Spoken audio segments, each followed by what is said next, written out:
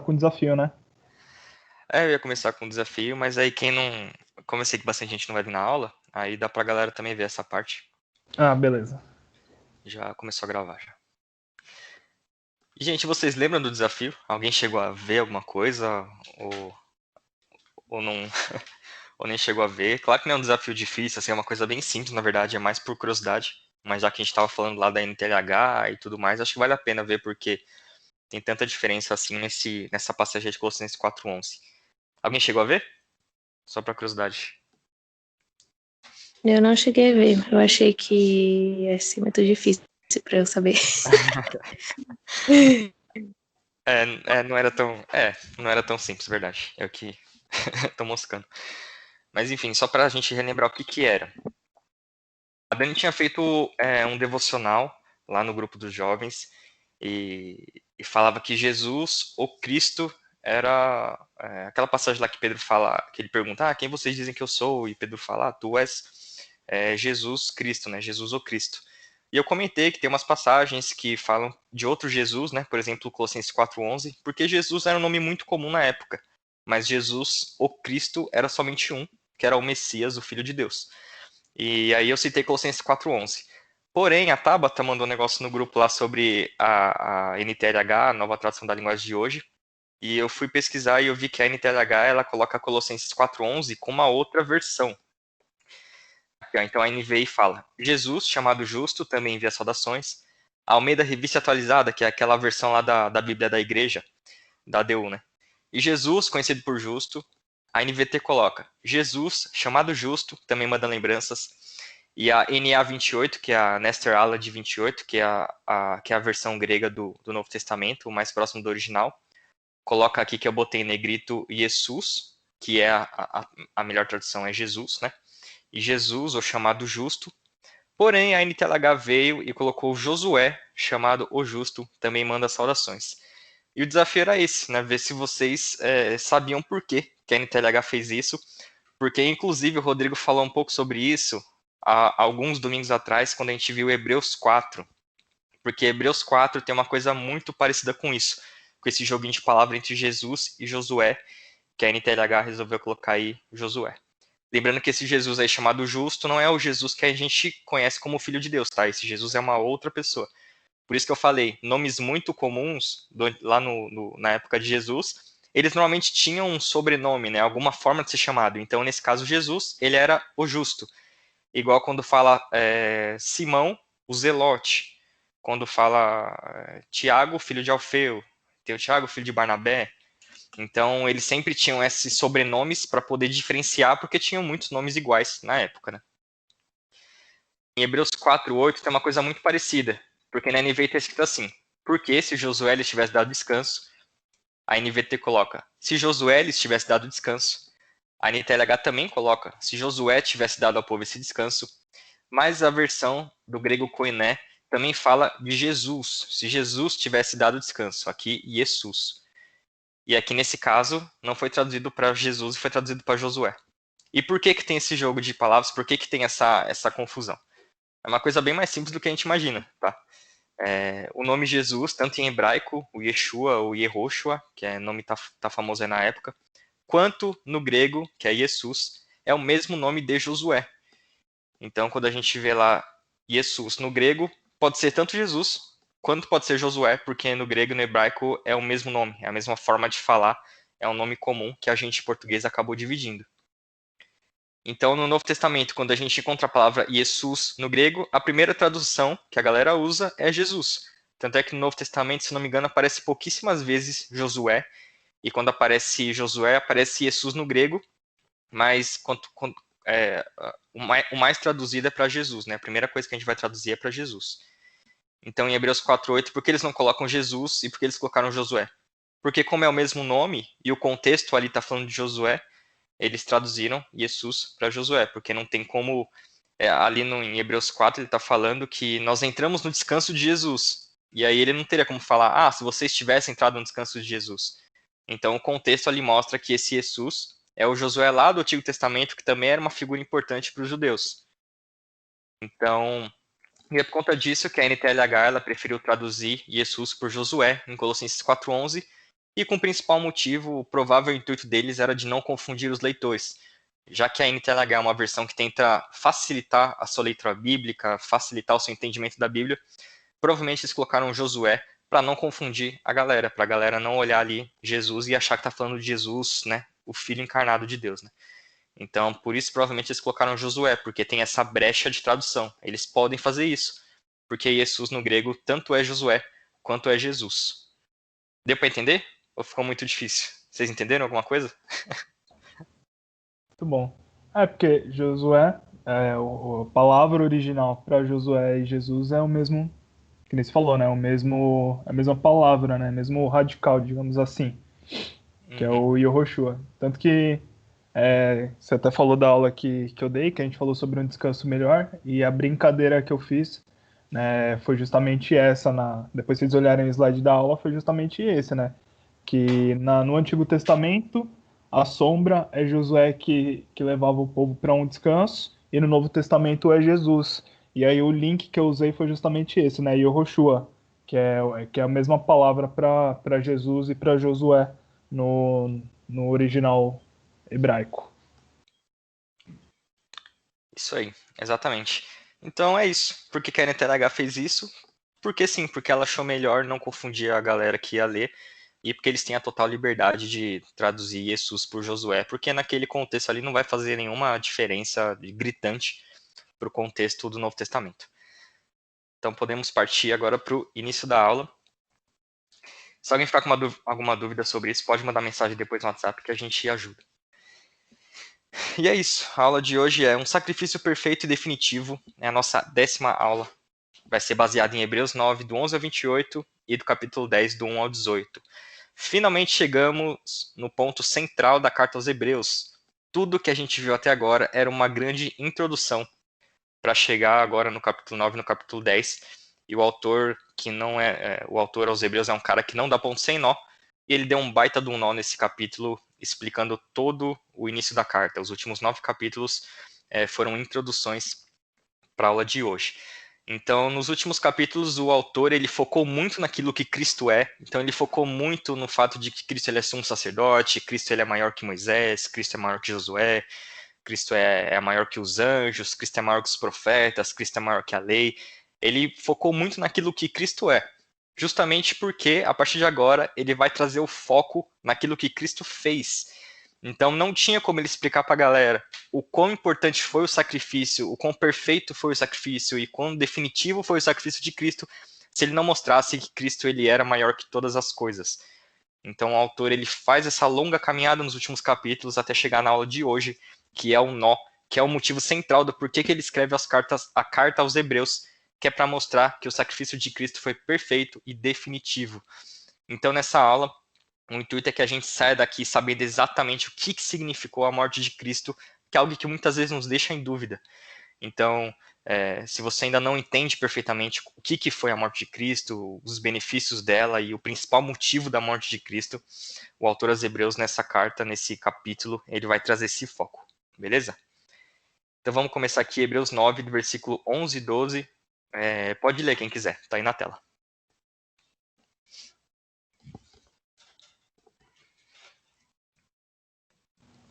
Cristo Cristo se tornou. Pode ler. Pode ler. Não, leio. Cristo se tornou o sumo sacerdote de todos os benefícios agora presentes. Ele entrou naquele tabernáculo maior e mais perfeito no céu, que não foi feito por mãos humanas, nem faz parte deste mundo criado. Com seu próprio sangue, e não com o sangue de bodes e bezerros, entrou no lugar santíssimo de uma vez por todas e garantiu redenção eterna. Isso. Se eu pudesse resumir essa aula, é esses 2 versículos. O autor dos Hebreus ele gosta muito de fazer isso, né? Quando ele vai introduzir um assunto, ele dá um baita de um resumo em um versículo e depois ele vai deschavar e destrinchar todo esse assunto que ele quer falar. Então, basicamente, é isso que ele quer falar na aula de hoje. Cristo, sumo sacerdote, fez um sacrifício muito mais profundo do que sangue de bode e bezerro podia fazer, e por conta desse sacrifício perfeito que ele fez uma vez, ele garantiu uma redenção eterna. Então, esse é o resumo da aula de hoje. Então, para começar aqui, um sacrifício perfeito. Nesse trecho, temos o primeiro motivo do porquê o sacrifício de Cristo foi perfeito. Cristo foi o único sumo sacerdote que entrou naquele tabernáculo maior e mais perfeito no céu. E por que esse tabernáculo é maior e mais perfeito? Porque ele não foi feito por mãos humanas, ele não faz parte do mundo criado. Então, um dos motivos, o primeiro motivo aqui que o autor vai mostrar, do porquê que o sacrifício de Cristo ele é muito mais perfeito, se assim pode se dizer, do que o sacrifício no Antigo Testamento, é porque Cristo ele foi o único que entrou num tabernáculo verdadeiro que existe no céu. E esse tabernáculo verdadeiro ele não é feito por mãos humanas e ele não faz parte da criação. É algo totalmente à parte e por isso Cristo ele fez um sacrifício ainda mais perfeito. E um outro motivo para isso é porque o sangue derramado não foi de animais como era na antiga aliança, e sim o sangue do Deus encarnado foi o sangue agora derramado, e por isso que o sacrifício ainda é mais perfeito que os do Antigo Testamento, lá da antiga aliança. Então aqui ele dá uma introdução, o início da perfeição do sacrifício de Cristo. E Hebreus 9, do 13 ao 14, ele vai continuar dizendo assim: Se, portanto, o sangue de bodes e bezerros e as cinzas de uma novilha purificavam o corpo de quem estava cerimonialmente impuro, imaginem como o sangue de Cristo purificará nossa consciência das obras mortas, para que adoremos ao Deus vivo. Pois, pelo poder do Espírito Eterno, Cristo ofereceu a si mesmo a Deus como sacrifício perfeito. Seu sacrifício foi perfeito porque seu sangue é infinitamente mais capaz de nos purificar, uma vez que o próprio sangue de animais já faziam esse papel momentaneamente. E aqui tem algo que o autor aos Hebreus ele faz com muita frequência, a gente já viu isso desde lá da primeira aula, desde a introdução aos Hebreus, a gente viu que o autor ele usa uma ferramenta de retórica que é chamado do menor para o maior. Ele faz uma argumentação lógica do menor para o maior. E o que é isso? É muito comum ele falar, no Antigo Testamento o sangue era derramado de animais, de bodes, de novilhos e bezerros e tudo mais, e se esse sangue no Antigo Testamento já purificava momentaneamente o nosso pecado, imagine o sangue de Cristo, aquele que é infinitamente mais perfeito, aquele que é infinitamente maior do que os animais. Um sangue desse é capaz de nos purificar muito mais do que aqueles sangues de animais do Antigo Testamento. Então essa forma do menor para o maior é muito comum na carta aos Hebreus, e é uma retórica muito boa para a gente que quer estudar a carta, né? Quando a gente faz essas associações lógicas, na nossa cabeça faz mais sentido as coisas, né? E no Antigo Testamento, as cinzas de uma novilha eram usadas com água e purificavam o corpo de quem estava impuro para cerimônias. Então, se vocês forem dar uma lida lá em Números, no capítulo 19, a Bíblia vai falar que as cinzas de uma novilha eram misturadas com água e eram aspergidas nas roupas e no corpo de quem estava impuro. Então, isso era um ritual de purificação, era uma lei cerimonial lá do Antigo Testamento, pegar essa água misturada com cinzas e derramar sobre aqueles que estavam impuros. E o autor, como um bom judeu, ele explica usando uma ilustração clara, muito conhecida pelos judeus, para enfatizar a aspersão do sangue de Cristo sobre nós, que nos purificou. Rodrigo, você pode abrir 1 Pedro 1, 1 ao 2, por favor? Então, o autor ele vai usar essa ilustração para mostrar. Da mesma forma que no Antigo Testamento, lá a água era aspergida sobre as roupas, na Nova Aliança agora nós temos uma aspersão ainda maior, que é a aspersão do sangue de Cristo sobre nós. 1 Pedro 1, 1 ao 2, pode ler. Eu, Pedro, apóstolo de Jesus Cristo, escrevo esta carta aos escolhidos que vivem como estrangeiros nas províncias de Ponto, Galácia, Capadócia, Ásia e Bitínia. Deus, o Pai, os conhecia de antemão e os escolheu, e o Espírito os santificou para a obediência e a purificação pelo sangue de Jesus Cristo, que vocês tenham cada vez mais graça e paz. Isso. Que versão você deu? NVT? NVT, isso. Aí falou da aspersão, né? Que agora eu não lembro. É que ele fala a purificação pelo sangue de Jesus Cristo. Ah, tá. Pera aí que na minha versão... Eu vou pegar aqui na NVI porque ele usa uma palavra diferente. 1 Pedro 1, 1 ao 2.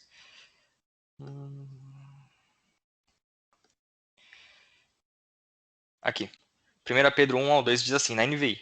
Pedro, apóstolo de Jesus Cristo, aos eleitos de Deus, peregrinos dispersos no Ponto, na Galácia, na Capadócia, na província da Ásia e na Bitínia, escolhidos de acordo com o pré-conhecimento de Deus Pai, pela obra santificadora do Espírito, para a obediência a Jesus Cristo e a aspersão do seu sangue. Graça e paz lhe sejam multiplicadas. Então, no contexto judeu, também era comum mostrar que o sangue de Cristo também é aspergido sobre nós e por isso que nos purificou. Aliás, falando nesse assunto, já que a gente está no EBD, é sempre bom lembrar disso. Quais são as duas formas de batismo que a gente vê na igreja cristã?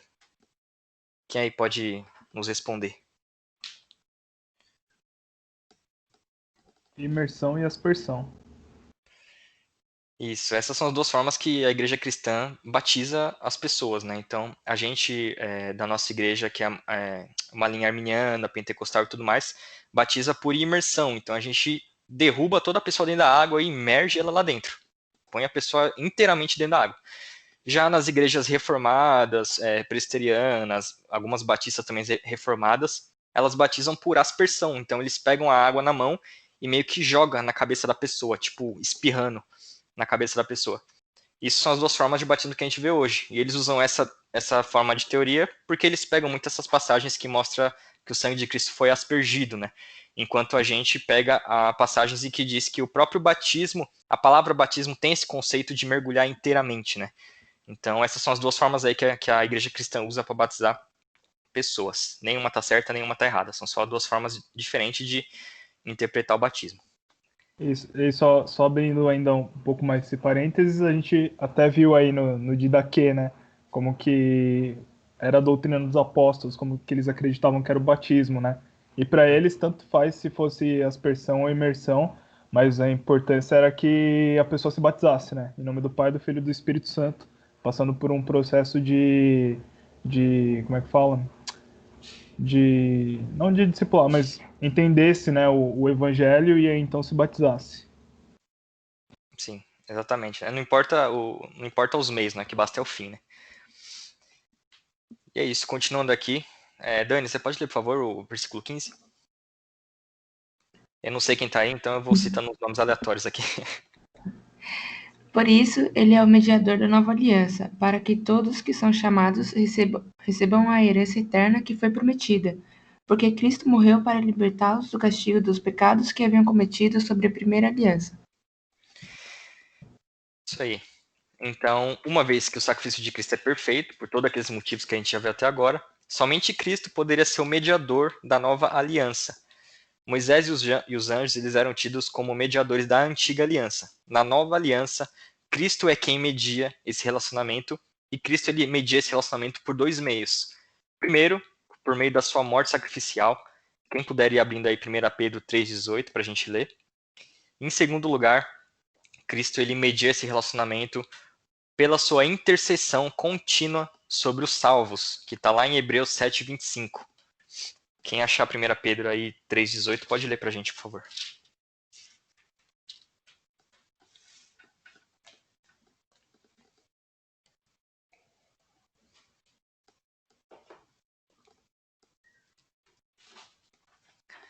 Eu leio aqui então.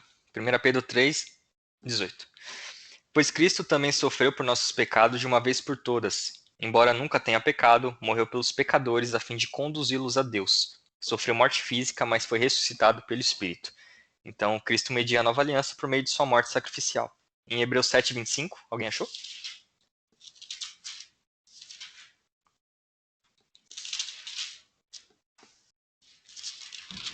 Concluindo, ele é poderoso para salvar definitivamente aqueles que, por intermédio dele, achegam-se a Deus, pois vive sempre para interceder por eles. Isto. Ele vive sempre para interceder em favor deles. Então, Cristo ele está no céu intercedendo pela nossa salvação e orando a Deus para que nós sejamos salvos. Então, esses são os dois meios que Cristo media essa nova aliança. Porque ele morreu e porque ele lá no céu, à destra de Deus, continua orando em nosso favor. E nessa nova aliança, a mediação de Cristo ela tem um propósito final, tem um motivo do porquê Cristo media essa nova aliança. E o motivo é para que todos que são chamados recebam a herança eterna que foi prometida.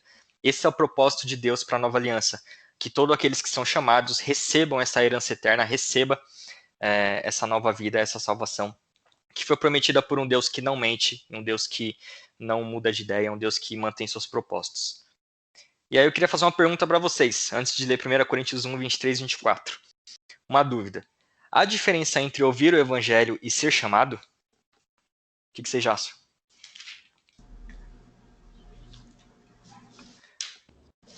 Pode falar bobagem, viu, gente? Pode errar, tá? Não pode errar no púlpito. Aqui pode errar. Pode falar tudo errado aí. Você diz, tipo, ouvir o evangelho e praticar?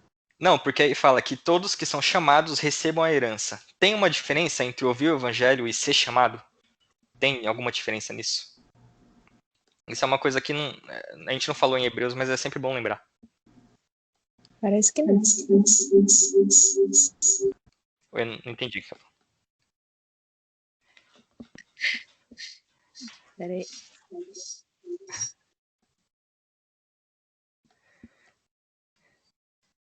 Aqui em Um eco 1 no Coríntios. microfone. Tava dando um eco no microfone da Tabata. Deixa eu ver. Alô? Às vezes é por causa de alguém que tá perto. Pode falar.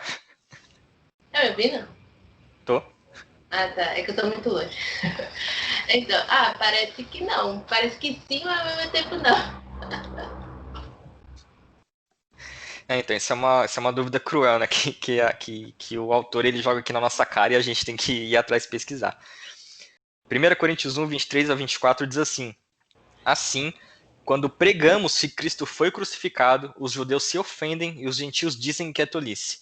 Mas, para os que foram chamados para a salvação, tanto judeus como gentios, Cristo é o poder de Deus e a sabedoria de Deus. Aqui Paulo ele vai trazer dois grupos, um grupo que ouve o evangelho, um grupo que ouve a pregação, e um grupo que é chamado por Deus. E há diferença nisso, porque o grupo que ouve o evangelho, para eles, os judeus se ofendem e os gentios falam que é tolice. Mas para nós que fomos chamados, Cristo é poder e é sabedoria de Deus. Então a gente vê que há sim uma diferença entre ouvir o evangelho e uma diferença entre ser chamado. E o ser chamado é o processo do Espírito Santo nos convencer. Então nós aqui hoje, nós não somente ouvimos o evangelho, mas nós também fomos chamados. E uma vez que nós fomos chamados, o propósito de Cristo pela sua mediação, pela sua nova aliança, é que todos nós que fomos chamados verdadeiramente para esse evangelho, a gente receba uma herança eterna que foi prometida a nós. E Deus não é homem para que minta, nem filho do homem para que se arrependa. Tudo que ele prometeu a nós, ele vai cumprir. Certo? Então há uma diferença sim, mas isso é um assunto à parte da aula de hoje. Só para a gente lembrar. Beleza? Agora, Hebreus 9, 16 a 23, para a gente continuar a aula. Eu vou ler aqui. Quando alguém deixa o testamento, é necessário comprovar a morte daquele que o fez. O testamento só se torna válido após a morte da pessoa. Enquanto ainda ela estiver viva, o testamento não entra em vigor. É por isso que até mesmo a primeira aliança foi sancionada com sangue. Depois de ler todos os mandamentos da lei a todo o povo, Moisés pegou sangue de novilhos e de bodes, e também água, e os aspergiu com ramos de isopo e lã vermelha sobre o livro da lei e sobre todo o povo. Em seguida disse: Este sangue confirma a aliança que Deus fez com vocês. Da mesma forma, aspergiu com sangue o tabernáculo e todos os utensílios usados nos serviços sagrados. De fato, segundo a lei, quase tudo era purificado com sangue, pois sem derramamento de sangue não há perdão.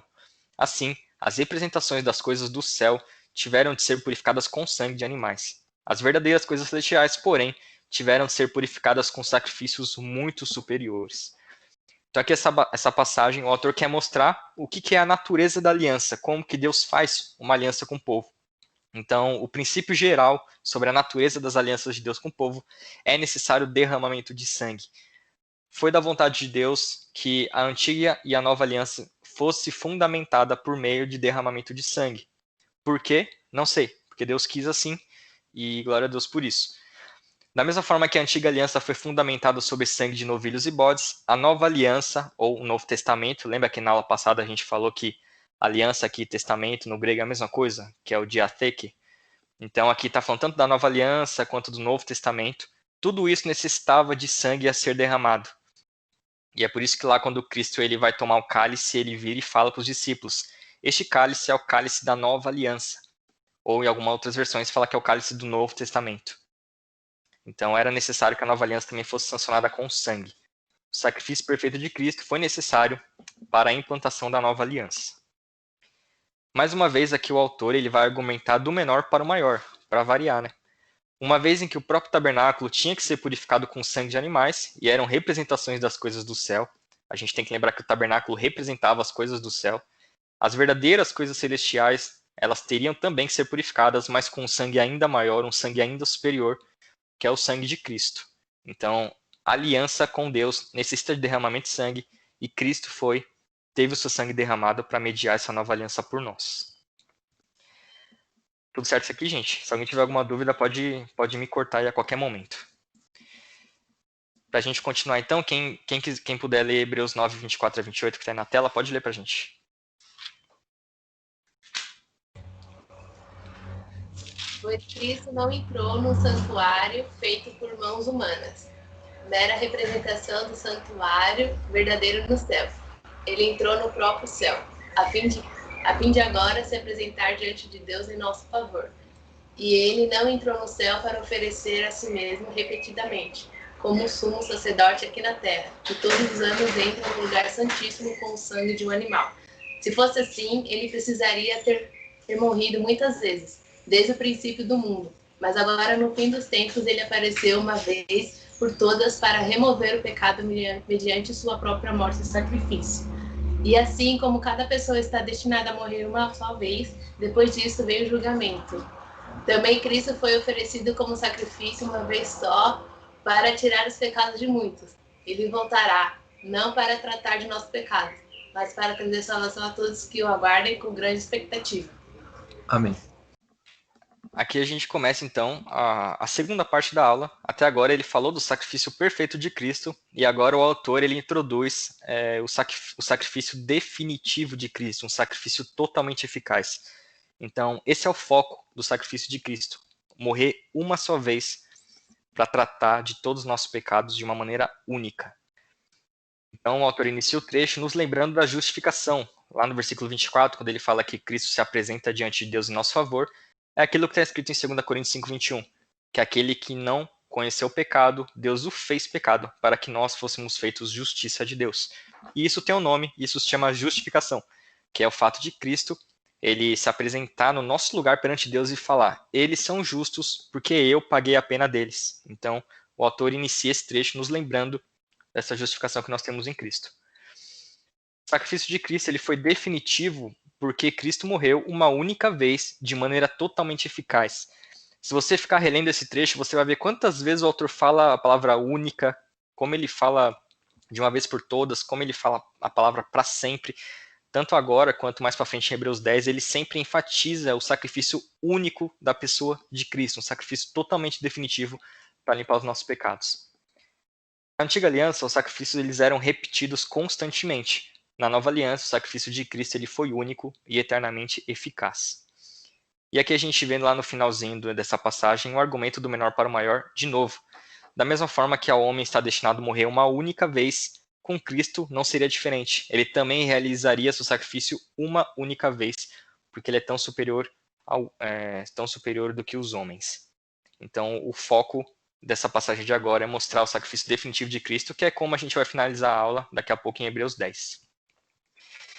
Agora do Hebreus 10, do 1 até o 10, que ele vai falar um pouco sobre a ineficácia e a imperfeição dos sacrifícios lá no Antigo Testamento. Deixa que eu ler essa passagem aqui, que está meio pequena aí para vocês enxergarem. Hebreus 10, do 1 ao 10 diz assim: a lei constitui apenas uma sombra, um vislumbre das coisas boas por vir, mas não as coisas boas em si mesmas.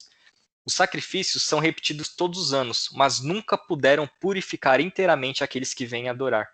Se tivessem esse poder, já não precisariam existir, pois os adoradores teriam sido purificados de uma vez por todas e a consciência de seus pecados teria desaparecido. Em vez disso, esses sacrifícios os lembravam de seus pecados todos os anos, pois é impossível que o sangue de touros e bodes remova pecados.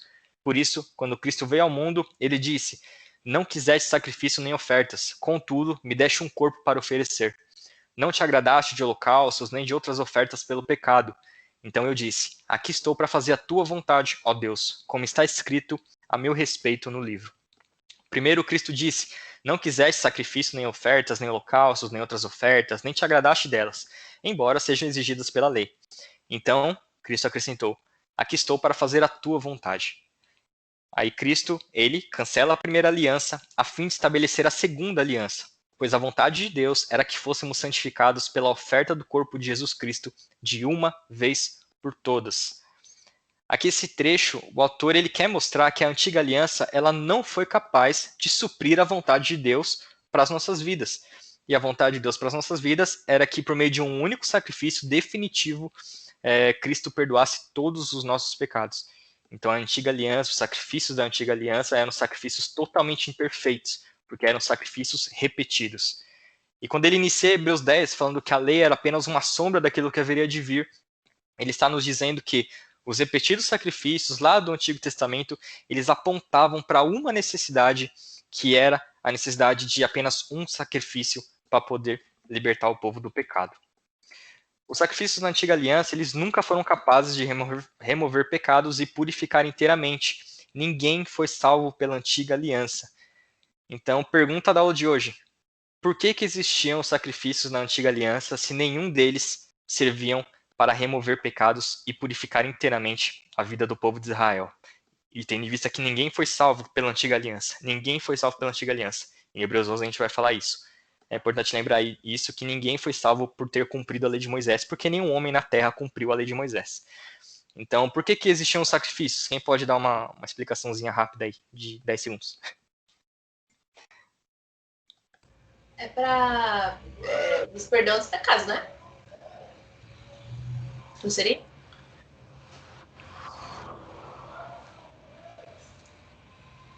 Em parte, sim. Quando aqui fala que os sacrifícios da Antiga Aliança nunca foram capazes de remover pecados e purificar inteiramente. Nenhum dos sangues do Antigo Testamento foram capazes de purificar pecados. Então, para que existiam os sacrifícios? Tem uns dois principais motivos aí. Sim, um deles, como a Tabata disse, para remover pecados, mas eles mais encobriam pecados, né? Eles removiam pecados momentaneamente, por isso que tinha que ser feito sacrifícios repetidamente, porque é o que ele fala lá no começo de Hebreus 10. Se os sacrifícios do Antigo Testamento removessem pecados de verdade, não era necessário fazer sacrifício todo ano. Era só necessário fazer um e pronto, a galera estava livre de todos os pecados dele. Então não removia todos os pecados. E qual que é o outro motivo dos sacrifícios no Antigo Testamento? Que tem a ver com propiciação. Essa é mais difícil. Eu não sei. Oi, não vi. Essa daí eu não sei. Vou passar. No Antigo Testamento, os sacrifícios, eles cobriam pecados, eles não removiam pecados inteiramente. Tanto é que ninguém no Antigo Testamento foi morto, morreu e foi salvo pela Antiga Aliança, porque ninguém tinha o pecado removido. Os sacrifícios no Antigo Testamento serviam para a propiciação dos pecados do povo. Tanto é que a mesa do altar tinha um nome, era propiciatório. E o que é propiciação? O que significa esse conceito da teologia? Propiciação significa aplacar a ira de Deus. Por que sangue era derramado? Por que as ovelhas morriam? Por que os bodes morriam? Por que os touros morriam? Por que os filhotes de pomba morriam? Para aplacar a ira de Deus. É importante a gente lembrar disso, gente. Deus odeia o homem que é ímpio e vive no pecado. Ah, Renato, mas como assim Deus odeia o povo? Calma. Salmos 11 e Salmos 5 vai falar isso. A alma de Deus odeia aquele que pratica a injustiça. E por conta disso, no Antigo Testamento era necessário aplacar, acalmar a ira de Deus contra o povo. E a ira de Deus era acalmada por meio das mortes dos animais. E é por isso que a gente entende que quando Cristo morreu na cruz, ele não somente perdoou os nossos pecados, Cristo nos livrou da ira de Deus. Porque Isaías 53 fala que aprove Deus esmagar e moer a Cristo. Gálatas fala que Cristo foi feito maldição na cruz, porque a Bíblia diz que maldito todo aquele que é pendurado no madeiro. Quando Cristo estava na cruz e Deus virou as costas para Cristo e não ouviu a sua oração, é porque toda a ira, todo o ódio de Deus contra nós estava sobre Cristo. O inferno que estava destinado à igreja de Cristo foi jogada em Cristo.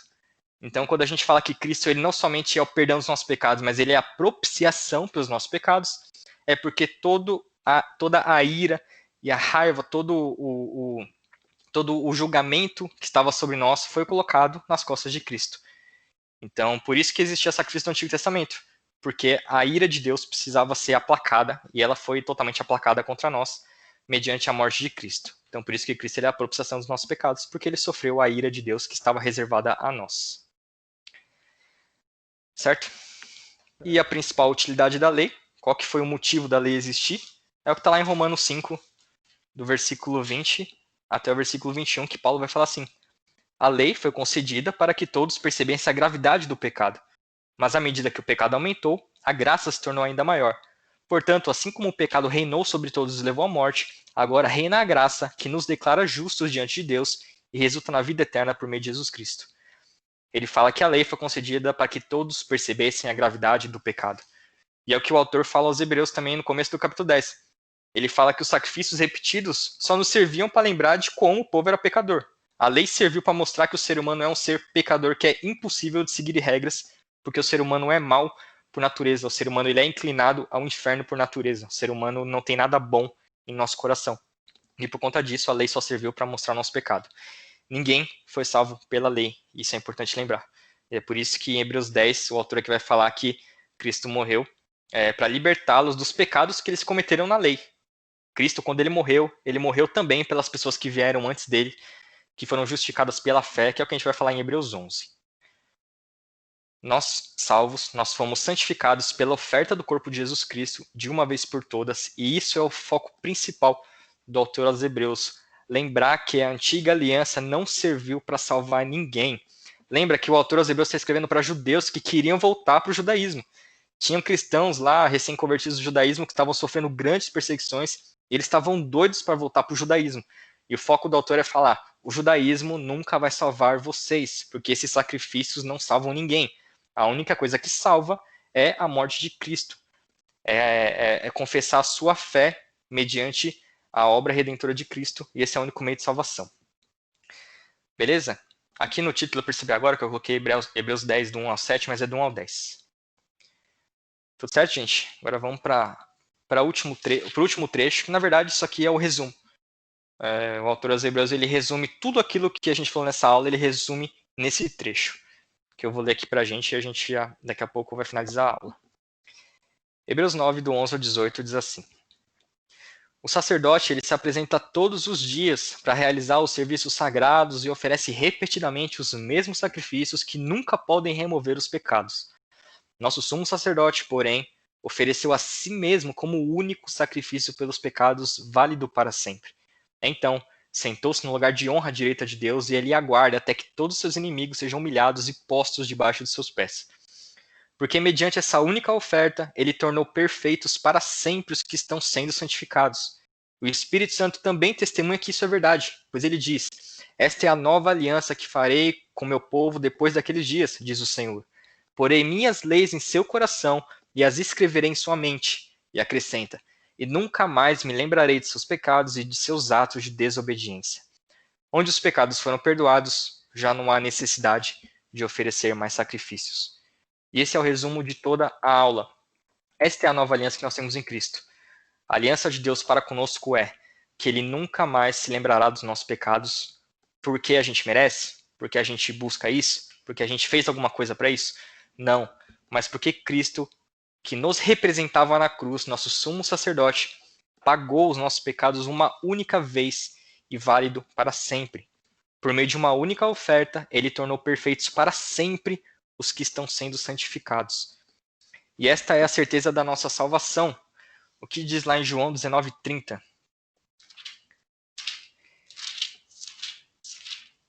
João 19:30 está escrito assim. Depois de prová-la, né, depois de Jesus provar o vinagre lá que estava no esopo, depois de prová-la, Jesus disse, está consumado. Então, inclinou a cabeça e entregou o Espírito. Todo mundo sabe que este está consumado, no grego, é a palavra tetelestai, que tem um significado de está pago, está liquidado. Todas as dívidas que estavam sobre o ombro de Cristo, todas as dívidas que eram nossas, Cristo na cruz gritou que estavam pagas. Naquele momento, a nossa salvação foi garantida. Não porque a gente merece, não porque a gente não peca, não porque a gente se esforça ao máximo para ser o mais santo do mundo. Mas nós somos salvos porque Cristo na cruz levou cada um dos nossos pecados e ele morreu uma única vez. Esse é o foco do autor aos Hebreus nessa carta, mostrar que Jesus só precisou morrer uma vez. O que a lei fazia todo dia, todo ano, era tentar remover pecados a todo instante. Mas isso era impossível de que o homem fosse santificado de uma vez só. Por isso que lá no versículo 2, o autor vai falar assim, de Hebreus 10, se essas coisas, os sacrifícios tivessem esse poder, já não precisariam existir, pois os adoradores teriam sido purificados de uma vez por todas. E o que ele fala aqui? Se esses sacrifícios do Antigo Testamento, eles salvassem alguém, não precisariam ser feitos todo dia. Não precisariam ser feitos todo ano. Porque se eles fossem totalmente eficazes, bastava um sacrifício e todo mundo estaria salvo. Bastava um sacrifício e todo o povo de Israel estaria salvo. Mas já que eles não eram perfeitos, já que esse sacrifício não era perfeito, eles tinham que fazer todos os dias, todos os anos, pelos séculos dos séculos, até vir a pessoa de Cristo. Mas nós agora, que vivemos na nova aliança, nós temos a certeza da nossa salvação, porque lá no versículo 18 de Hebreus 10 ele vai falar: onde os pecados foram perdoados, já não há necessidade de oferecer mais sacrifícios. O sacrifício de Cristo foi único, eficaz, válido para sempre, e perdoou todos os nossos pecados. Seus pecados que você cometeu ontem, seus pecados que você vai cometer hoje, seus pecados que vai cometer no futuro. Cristo levou sobre si naquela cruz, quando ele sofreu o inferno de Deus, quando ele sofreu a ira de Deus, quando ele se tornou propiciação substitutiva pelos nossos pecados. Então, a frase de Cristo, está consumado, é a certeza da nossa salvação. Quando Cristo bradou lá no Calvário, está consumado, ele estava falando que todos os nossos pecados foram perdoados em Cristo Jesus, de uma vez por todas, e válido para sempre. Quando os pecados foram perdoados, já não há necessidade de mais sacrifícios. Amém, gente? Amém. E aqui a gente encerra essa aula. Esse é o foco de Hebreus. Se pudesse resumir todo o livro de Hebreus, a gente resumiria no capítulo 10 e no capítulo 9, que para mim são um dos capítulos mais bonitos que a gente tem na Bíblia. Mostrar a eficácia do sacrifício de Cristo, mostrar que Cristo não foi na cruz brincar de salvar, Cristo não foi na cruz tentar salvar alguém, Cristo foi na cruz e salvou, e ponto final. Ele fez isso por meio da sua soberania, e a vontade dele é que todos aqueles que foram chamados recebam a herança eterna, e Deus, sendo Deus soberano, tem a certeza que tudo aquilo que ele prometeu para nós, ele irá cumprir. Esse é o foco do livro de Hebreus, e é em volta desse assunto que todo o livro é feito. Tanto é que nos próximos capítulos a gente não vai ver mais o foco do autor mostrar que Cristo é sacerdote, que Cristo é maior que tudo, porque aqui no capítulo 10 ele já fez tudo o que ele tinha para falar. Se pudesse terminar o livro, ele terminaria aqui no capítulo 10. O que importa é mostrar que o sacrifício de Cristo foi totalmente eficaz, definitivo e perfeito para a nossa salvação, totalmente diferente daquilo que a antiga aliança prometia. Beleza, gente? Alguém tem alguma dúvida? Quer comentar alguma coisa antes de eu parar de gravar a aula? Tudo na paz? Pode, se você quiser parar aí, eu já vou fazer um comentário. Beleza. Então vou parar aqui de gravar e aí qualquer coisa a gente comenta.